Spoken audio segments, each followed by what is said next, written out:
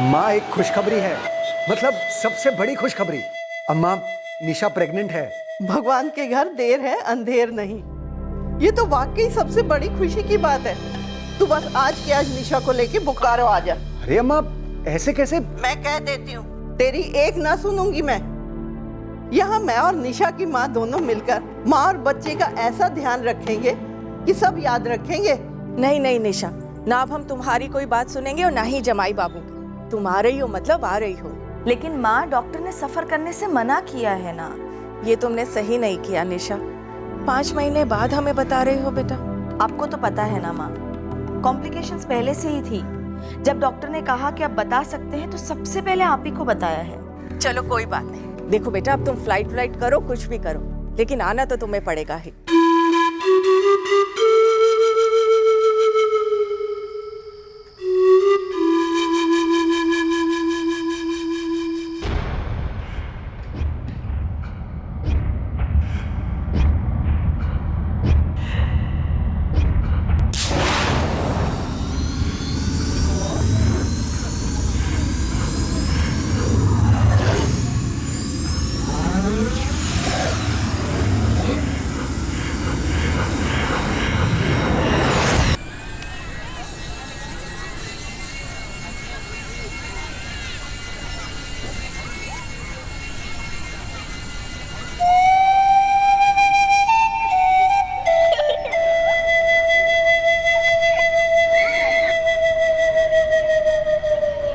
खेलते बच्चों को देखना पसंद है मुझे।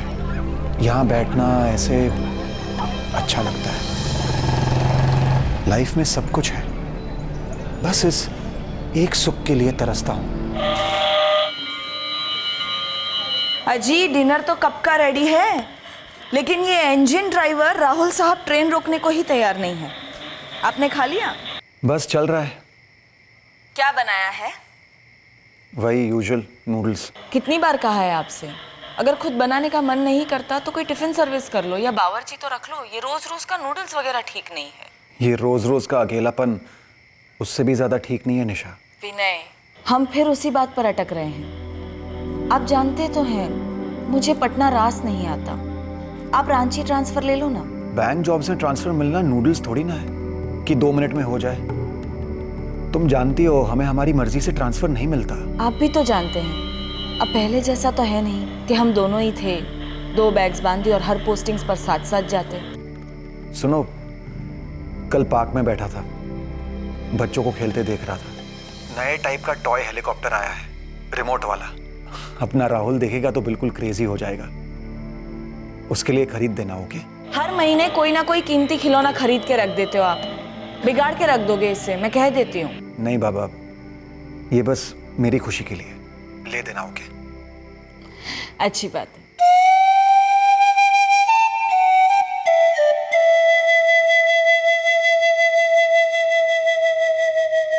बीवी बच्चा होने की खुशी, उनसे दूर होने का दर्द, दोनों जज्बात मेरे अंदर उधम मचाते हैं। एक डर सा मंडराता है कि हमेशा के लिए दूर हो जाएंगे मुझसे। शायद दूर हो चुके हैं मुझसे।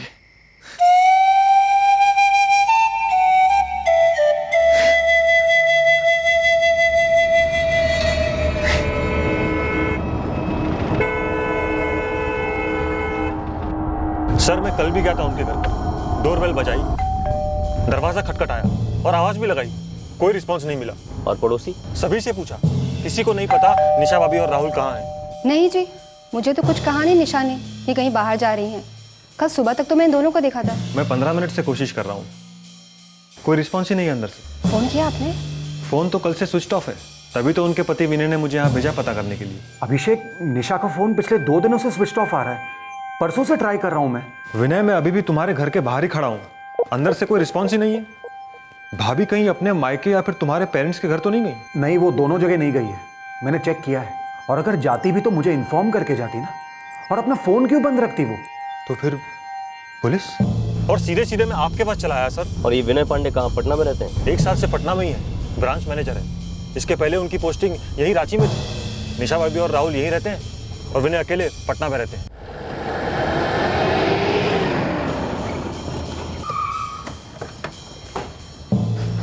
सर ये लक्ष्मण सिक्योरिटी गार्ड, इससे भी मैंने पूछा था, इसने नहीं देखा निशा भाभी और राहुल को बाहर जाते हुए। निशा पांडे जी के घर कोई आया था क्या? नहीं साहब, कोई आया होता तो एंट्री होती।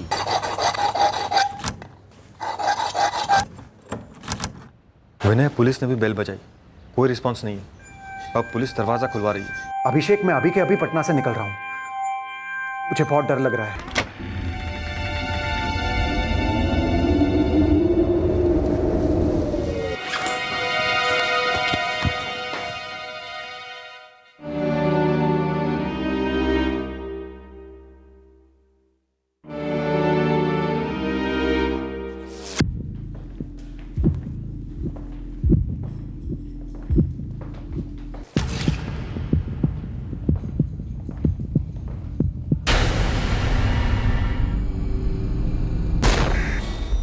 उस अभिषेक यादव को अंदर बुलाओ, सिर्फ उसे। हाँ,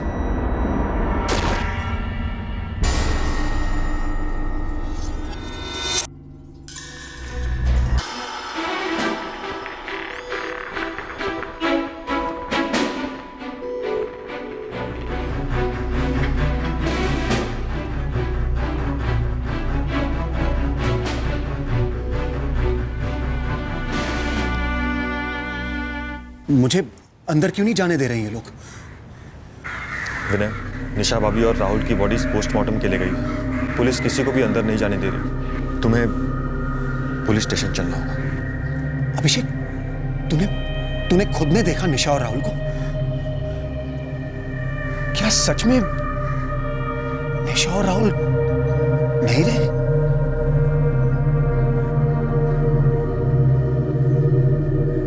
निशा का पति विनय 3 फरवरी की शाम से उसको फोन ट्राई कर रहा था, स्विच ऑफ था। 3 फरवरी की लेट सुबह मारे गए, 11 से 12 के बीच। विनय जी को बॉडी आइडेंटिफाई करनी होगी, प्रोसीजर है। विनय इस वक्त सदमे में है, किसी भी बात पर रिएक्ट नहीं कर रहा है। पर मर्डर्स को 48 घंटे से ऊपर हो चुके हैं। देखिए, हमें कातिलों तक पहुंचना है और विनय जी से कई सवाल भी करने हैं। लेकिन विनय तो 1 साल से पटना में रह रहा है। जब ये हुआ वो तो पटना में था। घर में किसी भी तरह के फोर्स एंट्री के निशान नहीं है। 2 ग्लासेस मिले हैं क्राइम सीन पर। मतलब जाहिर है कि जो कोई भी था या थे वो जान पहचान के थे।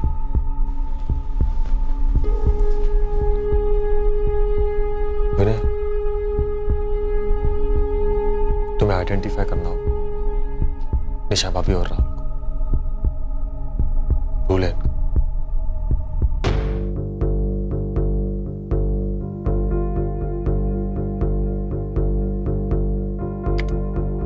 सर ये जो साइन कर रहा है ये है श्याम गुप्ता, और ये जो इसकी बगल में है सर ये है जितेन कश्यप। ये दोनों इंटीरियर का काम करते हैं सर। निशा पांडे के फ्लैट के ठीक नीचे वाले फ्लैट में ये दोनों काम कर रहे थे, विकास पाठक के घर। ये दोनों? ये तो मेरे घर का इंटीरियर कर रहे हैं। ये है श्याम गुप्ता और ये है जितेन कश्यप। साहब ये दोनों रोज आते हैं। और ये दोनों? नहीं सर, इन दोनों को तो मैं नहीं जानता हूँ। साहब मुझे लगा ये दोनों इन दोनों के साथ आए हैं। मतलब तुम इन दोनों को नहीं जानते? मैंने उनसे पूछा नहीं साहब। सर बिल्डिंग के हर फ्लैट में जाकर दोनों के सीसीटीवी ग्रैब्स दिखाए, लेकिन किसी को भी नहीं पता कि ये दोनों कौन थे। बिल्डिंग में अगर दाखिल हुए हैं तो बाहर भी जरूर निकले होंगे। राइट सर, तकरीबन 11:30 बजे। 1 मिनट, देखो इन दोनों की शर्ट्स चेंज हुई हैं। बिल्डिंग के अंदर दाखिल होते वक्त ये वाली शर्ट्स नहीं थी, कोई दूसरी शर्ट थी अभी भी, लेकिन इनका हुलिया मजदूरों जैसा ही है, हाथ में वैसे ही झोला भी है। सिक्योरिटी गार्ड लक्ष्मण की नजर से मिस हो गया सर। नहीं तो साहब, हम तो नहीं जानते तक नहीं, ये दोनों हमारे साथ तो नहीं थे। हमने पहले ने कभी नहीं देखा साहब। अच्छी तरह से देखो इन्हें, ये दोनों तुम्हारे ही पेशे के लगते हैं। शहर में पहले कभी नहीं देखा? नहीं साहब। बिल्डिंग के किसी भी दूसरे फ्लैट में ये लोग गए नहीं, बस निशा पांडे के घर गए होंगे। कोई फोर्स एंट्री एग्जिट नहीं। घर के अंदर टेबल पर पानी के 2 ग्लास। ये पकड़कर चला जा सकता है कि ये दोनों सिर्फ और सिर्फ निशा पांडे के फ्लैट में ही गए थे और मर्डर के मकसद से ही गए थे।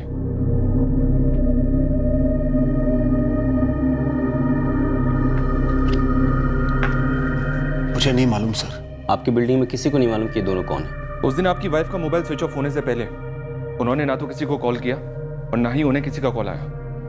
ऐसा लगता नहीं है कि उन्होंने किसी को बुलाया था। लेकिन आपके घर के अंदर टेबल पर पानी के 2 ग्लासेस मिले हैं, जिससे हम ये अनुमान लगा के चल रहे हैं कि आपकी पत्नी निशा शायद इन दोनों को जानती रही होंगी। इन्होंने आपके घर के अंदर अपनी शर्ट्स भी बदली थी। हो सकता है खून के धब्बे लग गए हों शर्ट पर। ये लोग कौन है सर? और मेरे बीवी और बच्चे को क्यों? शायद किसी ने पुरानी दुश्मनी निकाली हो। दुश्मनी एक औरत और एक मासूम बच्चे से, वो भी ऐसे? अभी 2 तारीख को ही तो बात हुई थी। जी, आप कह रहे थे 2 तारीख को बात हुई थी, फिर सब ठीक ठाक था। राहुल अपने नए टॉय हेलीकॉप्टर से खेल रहा था।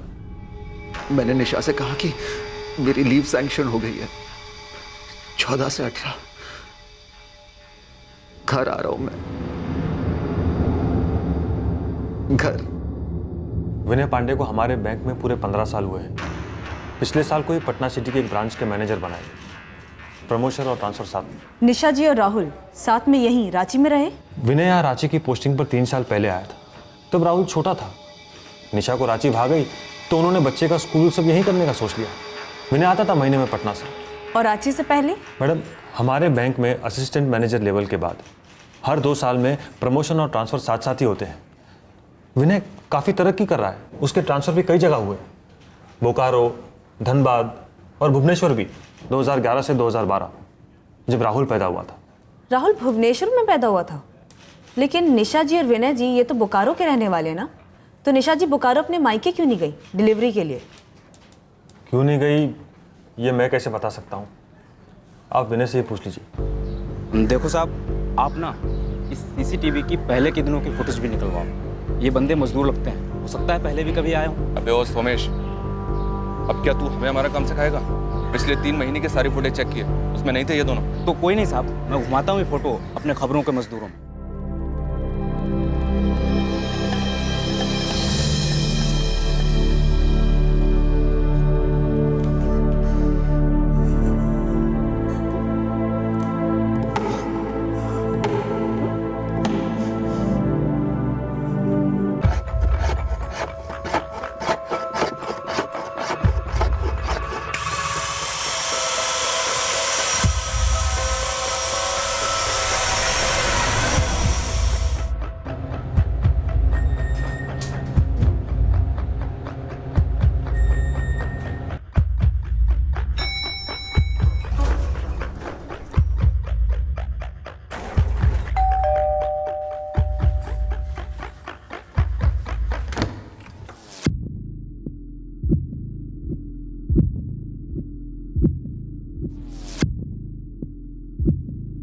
सर, फॉरेंसिक रिपोर्ट के हिसाब से ग्लासेस पर निशा पांडे के फिंगरप्रिंट्स के अलावा फिंगरप्रिंट्स के 2 और सेट मिले। सर, वो निशान इन 2 हथियारों के ही होंगे।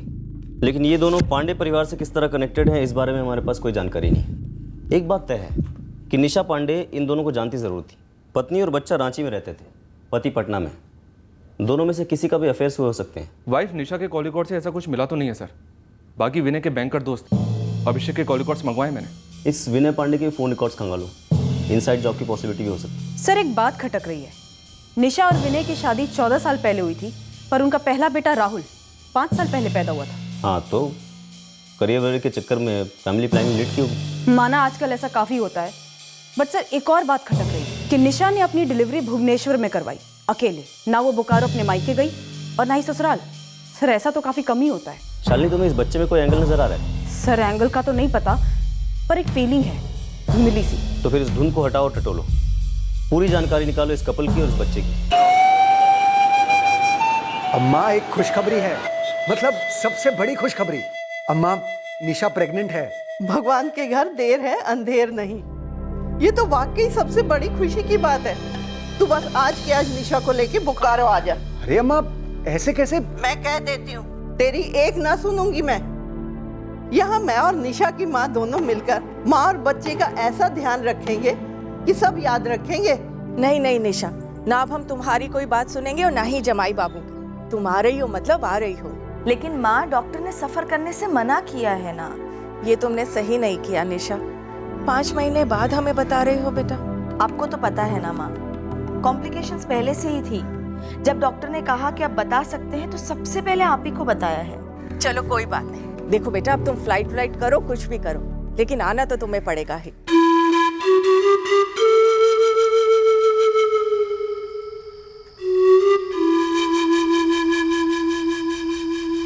तो आप भुवनेश्वर गई गंगा जी? दरअसल वो दोनों ही मना करते रहे, कह रहे थे सब इंतजाम है, पानी की जरूरत नहीं है। राहुल अचानक से 1 महीना पहले ही आ गया और हम लोग जाएं ना जाएं बस इसी में ही लगे हुए थे। और फिर डिलीवरी के बाद हम तुरंत उसके पास गए। हम सब कितने खुश थे, पोता हुआ था हमारा। पूरे 9 साल क्या क्या नहीं सहा, क्या क्या नहीं किया उन्होंने, कितने डॉक्टर्स, कितनी दवाइयाँ, कितनी दुआएं, मन्नतें, व्रत, उपवास। जब हम भुवनेश्वर गए थे ना, कितनी खुशी थी मेरे बेटे और बहू के चेहरे पर। और अब ये सर, विनय के उस बैंक का दोस्त अभिषेक के कॉल रिकॉर्ड्स तो क्लीन निकले। उन दोनों हथियारों की फोटो दिखाए उसे? यस सर, मैंने दिखाए। सर, उसका भी यही कहना है कि वो उन दोनों को नहीं पहचानता है। अगर हर कोई यही कह रहा है कि वो नहीं पहचानते हैं, इसका मतलब ये है कि कोई है जो झूठ बोल रहा है। सर, सच कहूँ तो झूठ और झोल ये दोनों मुझे इस बच्चे की डिलीवरी को लेकर ही लग रहा है। सर देखिए, 9 साल पहले फर्टिलिटी ट्रीटमेंट्स, टेस्ट शुरू हुए, काफी फ्रस्ट्रेशन हो गया होगा और उसके बाद निशा प्रेग्नेंट हुई। सर, पूरे 5 महीने तक निशा ने ये बात किसी को नहीं बताई। सर, ऐसा कैसे पॉसिबल हो सकता है? और ऊपर से डिलीवरी के टाइम ना वो अपने मायके बोकारो गई और ना ही वहां से किसी को उसने आने दिया और ना ही ससुराल वालों को। सर, वो ऐसा क्यों करेगी? जैसा कि आजकल काफी होता है, गर्भ किसी और औरत ने धारण किया होगा, सरोगेसी, और ये लोग इस बात को पर्सनल रखना चाहते होंगे, उन्हें दुनिया को नहीं बताना था। यस सर, बट कम से कम पेरेंट्स, माँ तो दुनिया नहीं होती ना सर, इसीलिए डाउट जा रहा है। सर, मैं कोई आलोचना नहीं करना चाहता, लेकिन मुझे जो सच दिख रहा है मैं वही कहना चाहता हूँ। यही ना कि राहुल इन दोनों का बच्चा नहीं लगता। Right sir. ये बात मैंने भी नोटिस की थी जब मैंने राहुल और उसकी माँ को पोस्टमार्टम रूम में देखा था। सर, मुझे लगता है ये सारा मामला कहीं ना कहीं इस बच्चे से जुड़ा हुआ है। डीप जाते हैं और पता करते हैं कि वाकई में इस एंगल में कोई सच्चाई है या नहीं। 5 साल पहले ये पांडे जोड़ा भुवनेश्वर में कहाँ रहता था, क्या हुआ था? मैडम, थोड़ा नहीं, काफ़ी कुछ गड़बड़ है यहाँ पर। सब कुछ बताओ शांता। मैडम, यहाँ की जय जगन्नाथ कॉलोनी में रहते थे ये विनय और निशा पांडे। 2011 और 12 में मैं पड़ोसियों से मिली, घुमा फिराकर 4-5 औरतों से बातचीत भी की। और मैडम, ये कि हमारे पास शक करने जैसा काफ़ी कुछ है। बच्चे के बारे में? हाँ मैडम, पड़ोस की किसी भी औरत ने निशा को पूरी प्रेगनेंसी के दौरान घर से बाहर आते जाते नहीं देखा। मैंने मैटर्निटी होम चेक करने के लिए बोला था, वो किया? हाउसिंग कॉलोनी के आसपास 15 छोटे बड़े प्राइवेट क्लिनिक और नर्सिंग होम गई थी, कुछ नहीं मिला मैम। शांता, और ढूंढो। भुवनेश्वर बड़ा शहर है, यहाँ कई हॉस्पिटल और मैटर्निटी होम्स हैं, लेकिन म्युनिसिपल कॉर्पोरेशन तो एक ही है जहाँ सारे जन्म और मौत के रिकॉर्ड होते हैं। लेकिन मैडम, 2011 से 2012 के बीच यहाँ पर किसी भी विनय पांडे और निशा पांडे के बच्चे का रिकॉर्ड नहीं मिला। तो फिर ये बच्चा आया कहाँ से? खबर मिली है कि इनके घर पे एक नौकरानी काम करती थी, रुक्मणी नाम की। क्या इस बच्चे का राज इस डबल मर्डर का राज खोलेगा? सर, इस बच्चे का जन्म एक मिस्ट्री है जरूर, लेकिन इसका डायरेक्टली डबल मर्डर से कनेक्शन होगा ये कहना इतना भी आसान नहीं है। सर, हमारा ये काम कांस्टेबल शांता आसान कर रही है। सर, वो उस मेड रुक्मणी के बारे में पता कर रही है। सर, शायद ये बच्चा विनय और निशा का नहीं है। लेकिन इन दोनों हथियारों का क्या? ये क्या वहां कोई पर्सनल दुश्मनी निकालने गए थे? सर, इन दोनों ने मोबाइल, जेवर कुछ भी नहीं चुराया, मतलब चोरी के लिए तो बिल्कुल नहीं आए थे। एक बात तो तय है कि निशा इन दोनों को जानती जरूर थी, वरना वो दरवाजा खोलकर उन्हें घर में बैठाकर पानी क्यों पिलाती? कहीं ऐसा तो नहीं कि विनय हमसे कुछ छुपा रहा है? सर, मैं चाहता हूं कि निशा और राहुल के हत्यारे पकड़े जाए और उन्हें सजा भी मिले, पर तब तक मैं इस घर में नहीं रह पाऊंगा जहां उनकी इतनी भयंकर हत्या की गई थी, वो भी सिर्फ 1 हफ्ते पहले। लेकिन इस वक्त इन्वेस्टिगेशन काफी नाजुक स्टेज पर है, इसलिए आपका शहर में होना बहुत जरूरी है। आप चाहें तो कहीं और शिफ्ट कीजिए, पर प्लीज अभी शहर मत छोड़िए।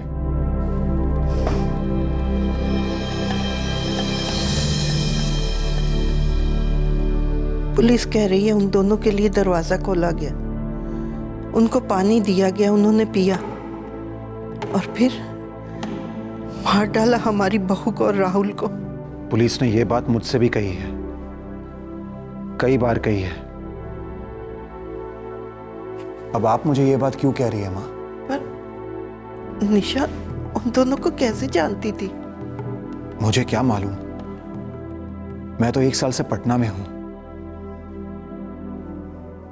मजदूर लगते हैं दोनों, किसी काम से बुलाया होगा पहले कभी,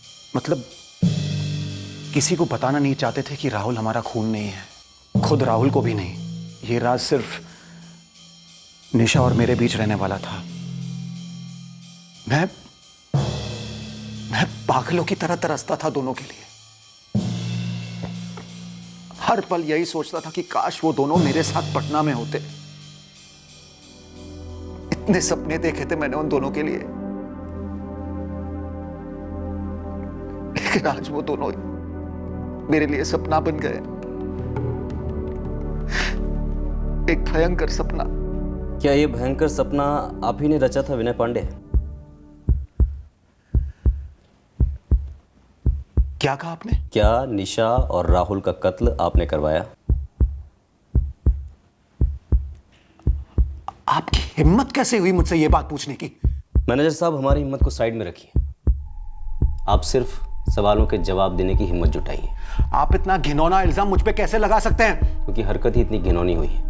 नहीं, देखिए विनय जी, ये दोनों हत्यारे कोई अजनबी नहीं थे। शायद निशा जी इनको जानती थी। कैसे जानती थी? मुझे कैसे पता? मैं तो पटना में था ना। तो पटना से सुपारी दी होगी, भेज दिया होगा उन दोनों को निशा और राहुल का कत्ल करने के लिए। ये कोई रॉकेट साइंस तो नहीं है ना। हमें सिर्फ ये जानना है कि ये रॉकेट फायर क्यों हुआ। कौन सा ऐसा कारण था जिसकी वजह से आपने इतना बड़ा और भयंकर कदम उठाया और अपनी पत्नी के साथ साथ उस मासूम बच्चे को ही मार डाला, जो भले ही आपका खून ना हो, लेकिन एक 5 साल का मासूम बच्चा तो था। Shut up, just shut up, okay? दोबारा कभी ये बात मुझसे मत कहिएगा कि वो मेरा बच्चा नहीं था। अरे आपको हमारी एक प्राइवेट बात क्या पता चल गई कि राहुल को हमने गोद लिया था, तो अब आप ये कहेंगे कि राहुल मेरा बच्चा ही नहीं था? मारा क्यों विनय पांडे? नहीं मारा। अपनी जान से ज्यादा प्यार करता था मैं दोनों को। क्या सिर्फ पैदा करने से बच्चा अपना हो जाता है? बच्चे की परवरिश जरा भी मायने नहीं रखती है क्या? मारा क्यों? आप जैसे लोग ना, जिनके आसानी से बच्चे हो जाते हैं, हम जैसे लोगों का दर्द कभी नहीं समझेंगे। वो 9 साल टॉर्चर थे हमारे लिए, लेकिन सिर्फ हम दोनों का प्यार हमारी ताकत थी। निशा और मैंने हर दर्द एक साथ झेला, हरदम मौजूद थे एक दूसरे के लिए। उन सारी टेस्ट के दौरान, उन सारे मन्नतों के दौरान, मंदिर, दरगाह, हॉस्पिटल्स, लेबोरेटरीज के चक्कर काटे हमने एक दूसरे को कसकर पकड़कर। उन 9 लंबे सालों के बाद हमारी जिंदगी में राहुल आया। इम्पॉसिबल। विनय को मैं पिछले 15 सालों से क्लोजली जानता हूँ। पटना पोस्टिंग के बाद भी उसके काम में कोई कमी नहीं आई। हाँ, लेकिन विनय को अपने परिवार की कमी खाई जा रही थी। सर, ये कैसा सवाल है? वो दोनों राहुल पर जान छिड़कते थे और अभी आप लोगों से पता चल रहा है कि वो उनका अपना खून नहीं था। पर फ्रैंकली सर, ये मैटर कैसे करता है? मानसिक हालत। हेलो सर, विनय पांडे एक सीनियर बैंक ऑफिसर है। विनय जब हर महीने 2-4 दिनों के लिए आया करता था, तो क्या उसके और निशा के बीच कोई झगड़ा होता था? अगर आपके कहने का मतलब है कि जोर जोर से चिल्लाना, मारपीट वगैरह, तो मेरा आंसर है नो। निशा अकेलापन तो महसूस करती थी, पर वो हर लॉन्ग डिस्टेंस जोड़ा करता ही है ना सर। लेकिन निशा ने आपके साथ कभी कुछ शेयर किया अपनी शादी की किसी प्रॉब्लम के बारे में? कभी नहीं। दरअसल उनके बीच बहुत प्यार था, जो अक्सर बच्चा आ जाने के बाद जोड़ों के बीच कम हो जाता है। तो बच्चे को लेकर कोई खटास? बच्चे को लेकर खटास? सर क्या बात कर रहे हैं आप?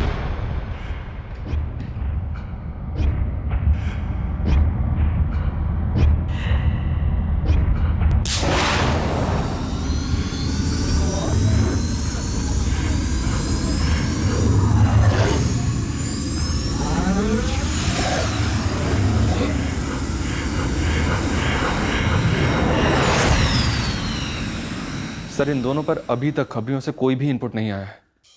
और सर, ये दोनों हिस्ट्री शीटर भी नहीं है। लेकिन ये दोनों निशा पांडे को जानते थे और डेफिनेटली विनय भी इन दोनों को जानता है, बस हमसे झूठ बोल रहे हैं। लेकिन सर, विनय के बैकग्राउंड चेक में एक भी आदमी ने ना तो विनय के बारे में ना ही उसकी शादी के बारे में कुछ भी नेगेटिव बोला है। दरअसल इन दोनों की जिंदगी काफी सेटल थी। बैंक की टॉप सैलरी है सर, बोकारो में एक फ्लैट है, यहाँ रांची में एक कार है, पटना में एक कार है।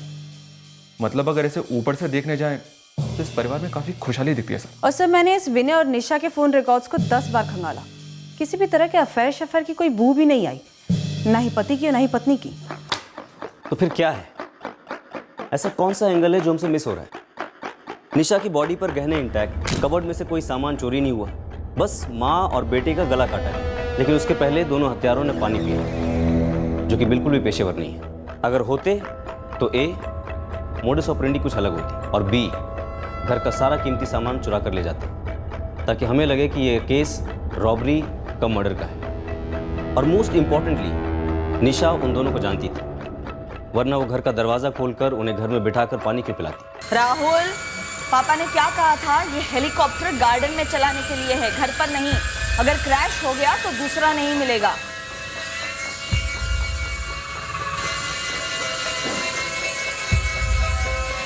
बेटा राहुल बंद करो ना, मम्मी बात नहीं कर पा रही है। मम्मी बस लास्ट राउंड।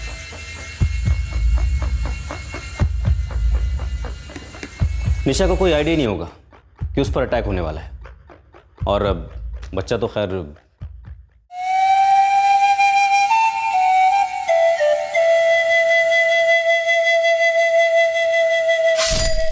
शायद ये दोनों खास निशा और बच्चे को मारने आए थे सर, मतलब भेजे गए थे। सर मैंने भुवनेश्वर में राहुल की बायोलॉजिकल मदर रुक्मणी और उसके हस्बैंड, इन दोनों का बैकग्राउंड चेक कराया। सर सीधे साधे लोग हैं, 2 वक्त का खाना भी बड़ी मुश्किल से मिलता है। तो सर खुद के पैदा किए बच्चे को मरवाने के लिए किसी पेशेवर हत्यारे को कैसे हायर करेंगे और क्यों? लेकिन पता नहीं क्यों मेरे शक की सुई इस विनय पांडे पर जाके अटक गई है। लेकिन सर उसके खिलाफ तो हमारे पास एक सुई जितना भी सुराग नहीं है। वही तो, बंदा सीनियर बैंक मैनेजर है, तगड़ा दिमाग है। बहुत ही कैलकुलेटेड तरीके से इस विनय पांडे ने सारे सुराग और सबूत कवर अप किए हैं। बस ये पता चल जाए कि क्यों मार डाला इसने अपनी बीवी और बच्चे को। मुझे इस बात का पूरा यकीन है कि हमारा मुजरिम विनय पांडे ही है।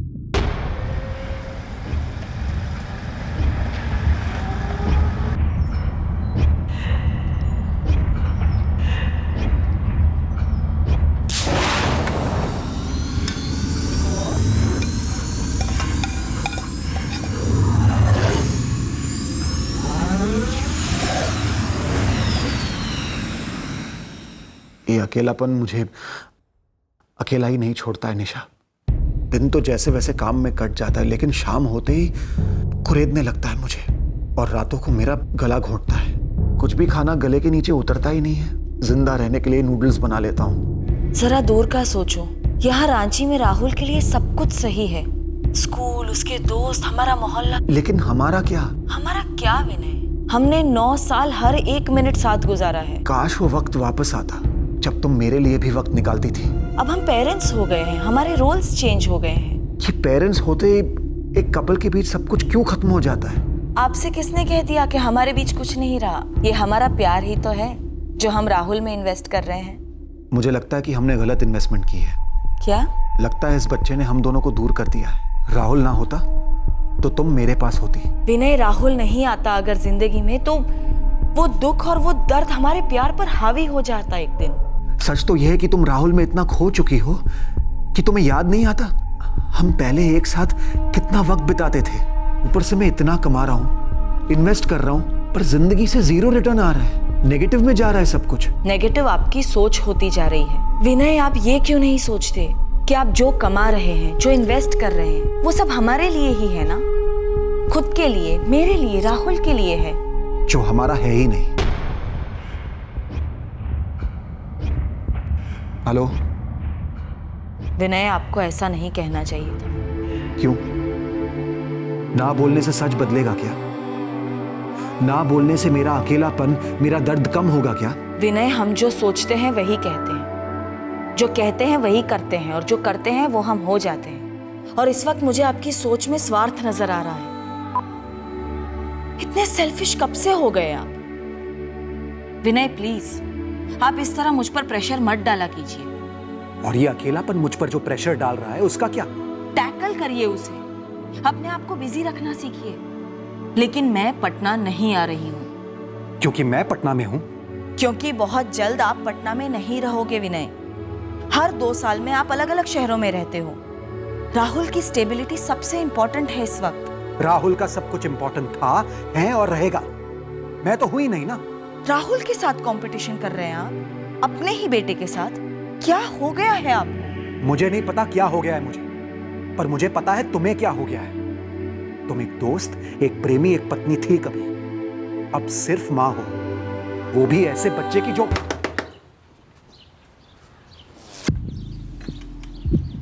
प्रणाम साहब। ये क्या बात कर रहे हैं साहब?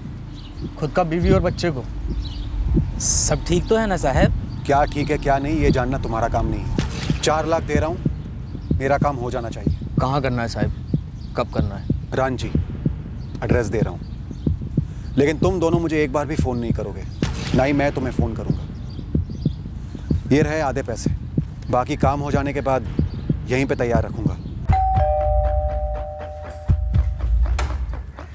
जीवन, सुरेश, दोनों यहाँ पर अचानक? मैडम वो रांची आए थे किसी काम से, तो विनय बाबू से पता चला कि आप और बबुआ यहीं रहने आए हैं, तो हम सोचे आपसे मिल आते हैं। कोई फर्नीचर का काम वाम हो तो बता दीजिए। फर्नीचर का तो अभी कोई काम है नहीं, पर इतनी दूर से आए हो, चाय नाश्ता करके जाना। आ जाओ, आ जाओ, अंदर आ जाओ।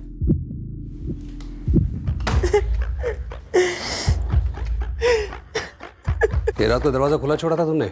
हाँ साहब, गलती से कल बंद नहीं किए थे। लेकिन तुम भी तो अंदर सोए थे, तुम्हें कोई आवाज सुनाई नहीं दी? नहीं ना साहब, कुछ भी सुनाई नहीं दिया। सुबह उठे तो देख के जीजा पर सुरेश ऐसा मारा पड़ा हुआ है। सर, 4 डंडों में सब कुछ उगल दिया उस जीवन ने। उसने मर्डर किया अपने जीजा सुरेश का। चल बता, क्यों मारा अपने जीजा सुरेश को तूने? जीजा है तो क्या हुआ, कुछ भी करेगा। चीटिंग कर रहा था हमारे साथ, हमारा पैसा नहीं दे रहा था साहिब। कितने पैसों की लड़ाई थी जो कीमत तूने उसकी जान लेके वसूली? बहुत सारा पैसा था। कितना? 1 क्या 1 लाख? तूने अपने जीजा को 1 लाख उधार दिया था? देखो जीवन, दिमाग ना चाटो, हम कह रहे हैं तुम्हारा हिस्सा मिलेगा। साहब ने पूरा पैसा दिया था तुम्हारे हाथ में, तुम हमको दिए हो 1, बाकी का हिस्सा चाहिए अभी का अभी। अभी लगा रखा है। हम बोले हैं ना कि हम 1 रखा हूँ, बाकी का 2 कहीं लगाया है। जब आएगा तो मिल जाएगा तुम्हारा 1। तो जहाँ लगाया हो वहाँ के ब्याज में से दोगे आधा हिस्सा? नहीं दोगे। जीजा, तुम 4 क्लास पढ़े हो तो हम भी 2 क्लास पढ़े हैं, बुड़बक नहीं है हम। बतिया तो बुड़बक की तरह ही रहे हो। जब हम बोल रहे हैं मिल जाएगा पैसा, तो फिर काहे कुत्ते की तरह भौंक रहे हो? 3 हफ्ता हो गया है, अभी सिर्फ भौं कर रहे हैं, नहीं तो काट लेंगे। ये धमकी बमकी है ना किसी और को देना, भरोसा नहीं है हम पर। रत्ती भर भी नहीं है। तो फिर बैठो चुपचाप। हमको मालूम था वो हमारा पैसा नहीं देगा, चालाकी करेगा हमारे साथ। ऐसा गुस्सा आया कि रात में हथौड़ा उठाए और माथा पर दिए बस। ऐसा कौन सा फर्नीचर बनाया तूने जो किसी साहब ने तेरे को 4 लाख मजदूरी दी? बोल बोल। पीयूष नगर थाना बोकारो से सब इंस्पेक्टर उदय ठाकुर बोल रहा हूँ सर। हाँ उदय बोलो। सर, आपका एक डबल मर्डर केस है, निशा पांडे और उसका बेटा राहुल पांडे। हाँ, वो डेड एंड पर है, अभी कोई लीड नहीं मिली हमें। तुम्हें कोई लीड मिली? सर, आपको लीड नहीं, कातिल दे रहे हैं। कौन है? सर, ये बोकारो के 2 मिस्त्री हैं, जीवन प्रसाद और उसका जीजा सुरेश झा। इन्हें 4 लाख की सुपारी दी थी निशा के हस्बैंड विनय पांडे ने। मतलब हमारा शक सही निकला।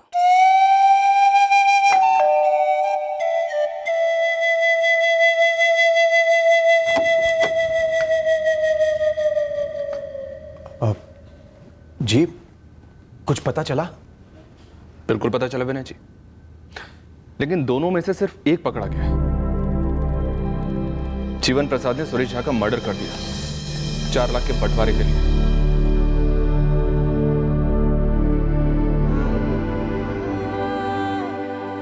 आपकी और निशा दीदी की दलीलें सुन के दिल मेरा पिघल गया था। कलेजे पे पत्थर रख के मैंने अपना बच्चा आपको दिया था। आपने क्या किया? आपकी सोने की थाली से बेहतर तो मेरे हाथ के 2 निवाले होते, बच्चा मेरा जिंदा तो होता।